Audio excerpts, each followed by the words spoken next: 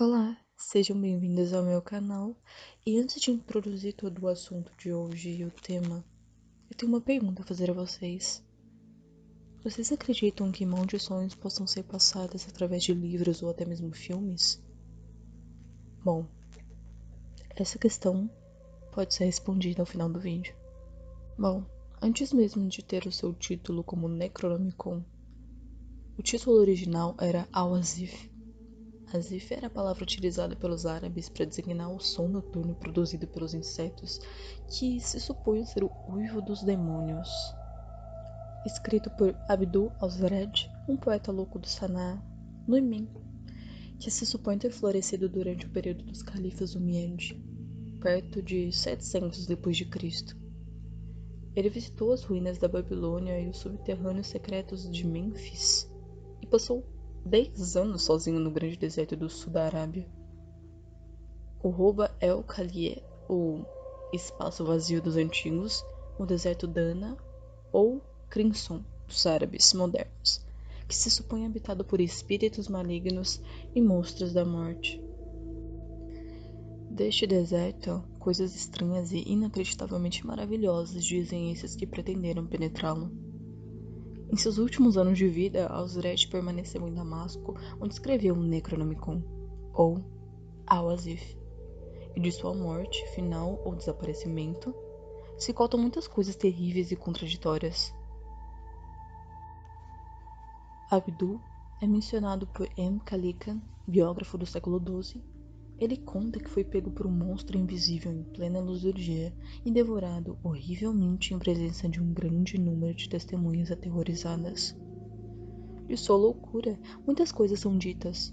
Ele pretendia ter visitado a fabulosa Irem, ou Cidade dos Pilares, onde é citada no Alcorão.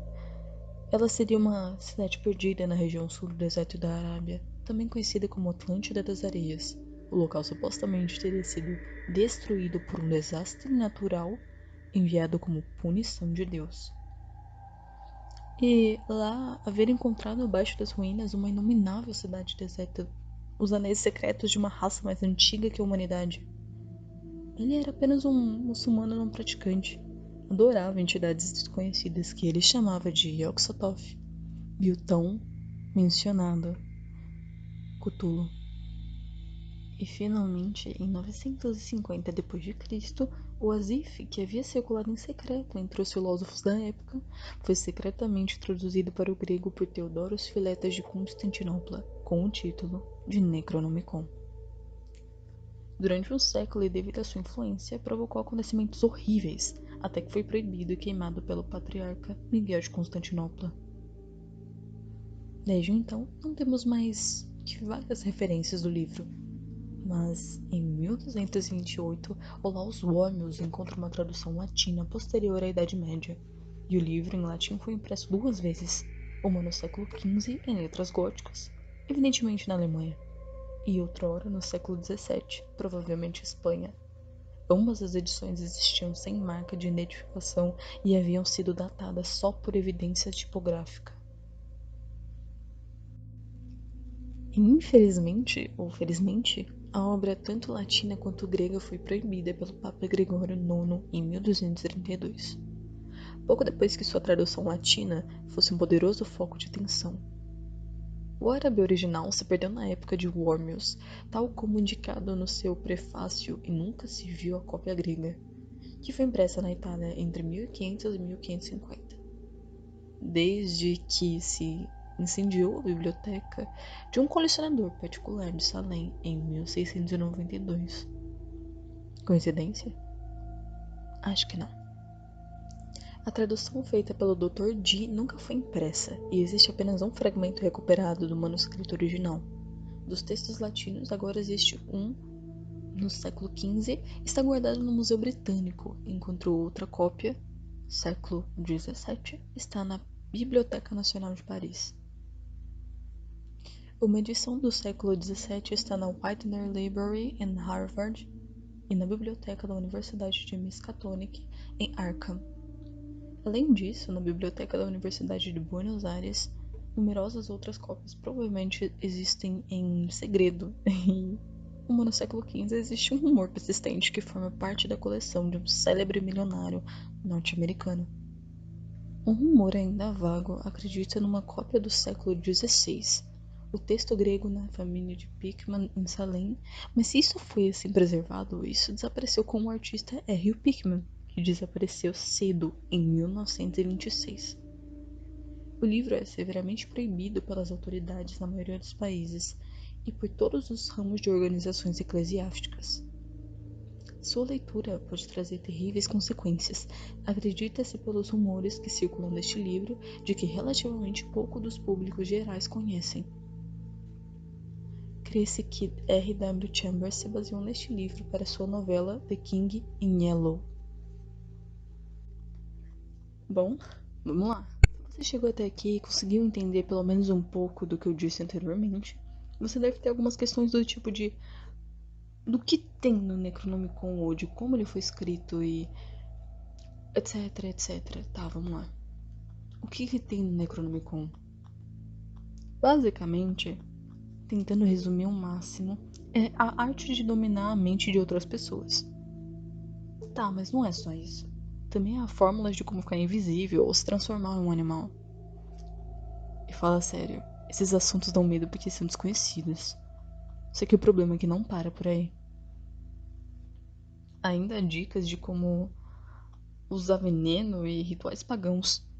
Então, por que o livro foi criado? Qual era o objetivo do autor? O que o autor queria com ele?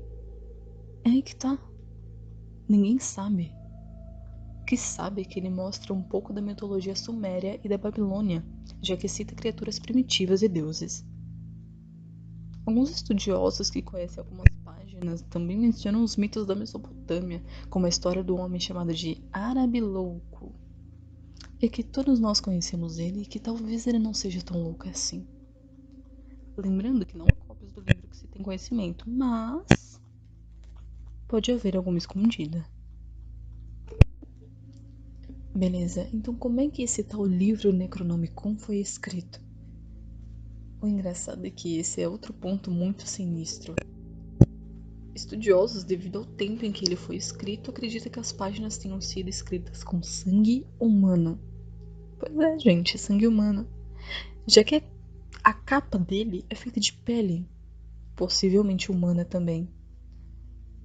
Os relatos você já sabe sobre os demônios e invocação do mal. Para quem vai estudar mais sobre esse assunto, saiba que a primeira citação de Necronomicon foi no conto The Hound, do próprio H.P. Lovecraft. O próprio autor disse já em 1055 que as pessoas se ofenderam com o livro, onde chamou Cthulhu de prisão eterna. Ah, só para contextualizar esse ponto, sabe que os mitos de Cthulhu foram os primeiros contos que o autor escreveu. A partir dele, vários novos autores começaram a publicar os próprios contos. E com essa expansão, o autor original lançou seu livro, tão aclamado Necronomicon.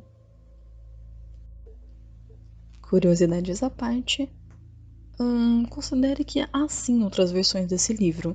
Por exemplo, sem ter notícia oficial, saiba que se acredita que a Universidade de Buenos Aires e a Biblioteca de Widener tenham versões editadas já no século XII.